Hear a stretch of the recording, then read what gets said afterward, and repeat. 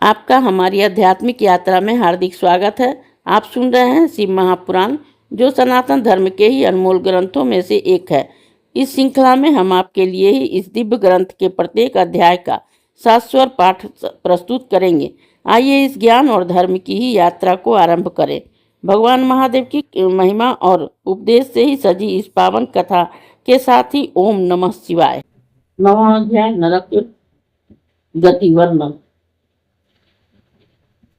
सतपाल बोले कि अनुभव कष्टों से ही अपने कर्मों को नष्ट होते तक हमेशा पापी लोग पूर्ण नरक का प्रियों में ही गिराए और सुखाए जाते हैं। जिस प्रकार से सुवर्ण आदि धातु साफ करने के लिए अग्नि में रखी जाती है, उसी प्रकार पापी मनुष्यों के पाप को नाश करने के लिए उनके कर्मों के अनुसार ही वे नरकों में गिराए जाते हैं।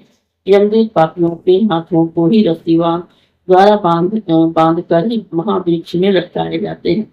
तब वे वेग से ही कांपते तथा चेतना रहित हो जीवन तक ही जाते हैं। फिर महाबली यम के ही दूत यथार्थ मंडल में स्थित हो उनके पैरों में सत्यभार लौ बांधते हैं। भार से ही दूषित हो मनुष्य अपने कर्म को सोचता हुआ ही मौन हो जाता है।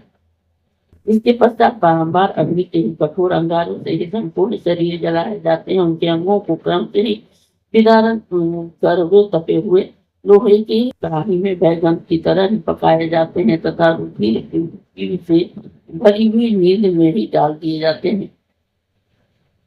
इसके बाद लोहे के समान ही चोंच वाले कौ को से ही दीक्षण पीड़ाएं द्वारा खाए जाते हैं। इससे मनुष्य को ही पौने पौने सूलों द्वारा ही छेदित कर कोल्हू में डालकर तीर के समान ही पीटते हैं और अग्नि से तपे हुए लोहे के पात्रों में डालकर अनेक प्रकार से भूने जाते हैं। पापियों का हृदय तो पैरों द्वारा ही यातना देकर ही गर्म तेलपूर्ण कड़ाही में अनेक प्रकार से उनकी जीवा को पकाते हैं। प्यार की समस्त नरकों में ही अद्भुत यम की यातना दूतों द्वारा ही शरीर को कष्ट देने वाली है। तपे हुए तथा फैल से उनको सुख में उनके मुख से ही भरकर ही अच्छी तरह मारते हैं तथा बड़े दांत वाले औरों के से उनके शरीर काटे जाते हैं। अपने किए हुए घोर पाप कर्म के कारण वे अपने मांस का भक्षण करते हैं। तभी तपी हुई लोहे की सुई के नोक के समान ही तीक्ष्ण सिर द्वारा उनके शरीर पर छेदे जाते हैं। बड़े बड़े क्लेश के साथ ही चलाए जाते हैं, परंतु वे नहीं मरते। ऐसे ही उनके शरीर भी सुख दुख को सहन करने वाले होते हैं। घोर यमदूत अपने मुद्रों के मांग से उपाड़ कर भेदन करते हैं।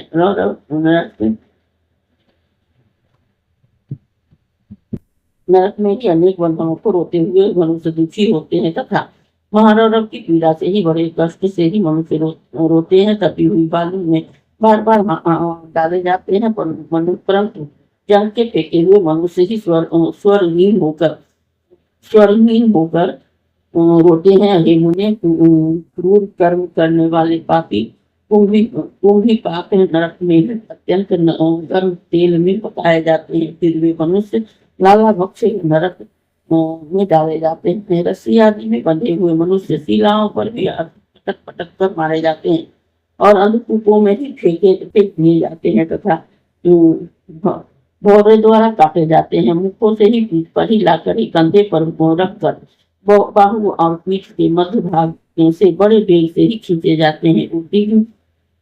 मिलने वाले तथा पर्वतों से भिड़े हुए पापी तीन मांस या हड्डियों के ही समूह में ठहरते हैं। नीचे का मुख और ऊपर दो पैर कर ही अग्नि में तपाए जाते हैं।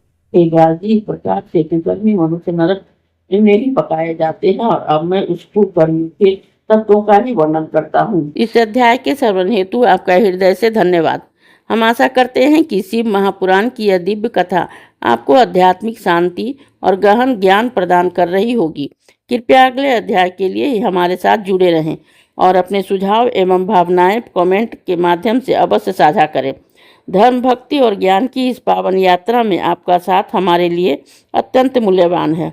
ओम नमः शिवाय। यदि यह प्रस्तुति आपको पसंद आई हो, लाइक करें, कमेंट करें, सब्सक्राइब जरूर करें, बेल आइकॉन दबाना ना भूलें ताकि अगला अध्याय आपसे छूटे नहीं। और इस पावन ज्ञान को ही शेयर करें अपने परिवार और मित्रों तक।